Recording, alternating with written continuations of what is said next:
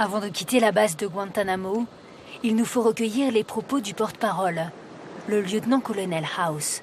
C'était la condition. Il est là pour livrer la position officielle des autorités militaires américaines. Nous ne pensons pas qu'il soit innocent. Pourquoi?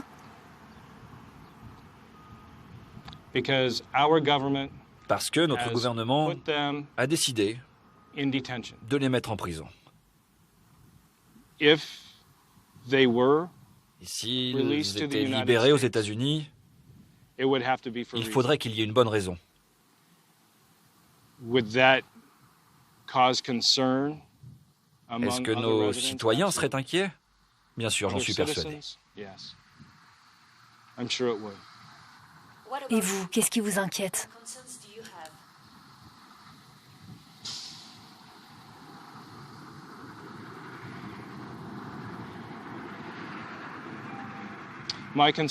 J'aurais peur pour ma famille.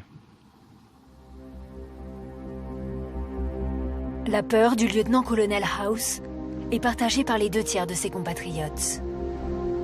Dans les sondages, 66% des Américains sont contre la fermeture de Guantanamo. Nous n'avons jamais admis que nous avions tort. Jamais. Pas officiellement en tout cas, pas publiquement. Nous avons dit que nous ne torturions pas, nous avons menti. Nous n'avons jamais présenté d'excuses à ces gens qu'on avait maltraités, alors qu'on savait parfaitement qu'ils étaient innocents. C'est fou.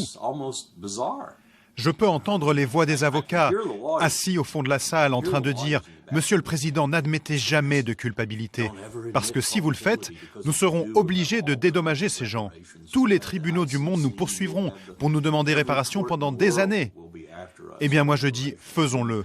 Nous avons commis des crimes qui nous poursuivront pendant des années.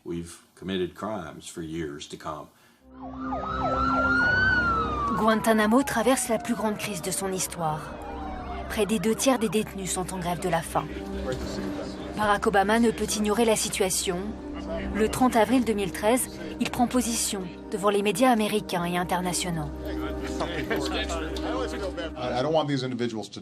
Je ne veux pas qu'il y ait de morts. On ne peut pas continuer à garder une centaine d'individus dans un no man's land, à tout jamais. On ne peut pas les garder prisonniers pour toujours, sans procès. C'est contraire à ce que nous sommes.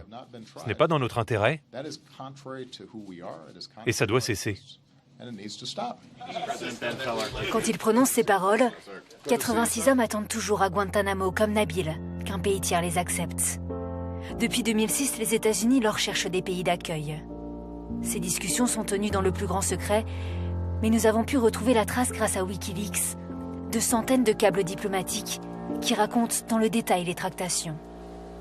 On y découvre par exemple les suggestions du roi d'Arabie Saoudite, qui propose en 2009 d'implanter des puces électroniques sur les détenus à leur libération, un procédé très efficace, dit-il, puisqu'il l'a déjà testé sur ses chevaux et ses faucons. Le ministre de l'Intérieur du Koweït a une approche encore plus radicale. « Let them die ». Laissez-les mourir, dit-il aux Américains. La France est le premier pays en Union européenne à accueillir un détenu libéré de Guantanamo. Lakhdar Boumedienne est libre, enfin. En 2009, la France, sous la présidence de Nicolas Sarkozy, accepte d'accueillir 2 Algériens, Lakhdar Boumedienne et Saber Lamar. 11 pays de l'Union européenne, dont l'Allemagne, le Portugal ou encore l'Estonie, vont à leur tour accueillir des ex-détenus de Guantanamo.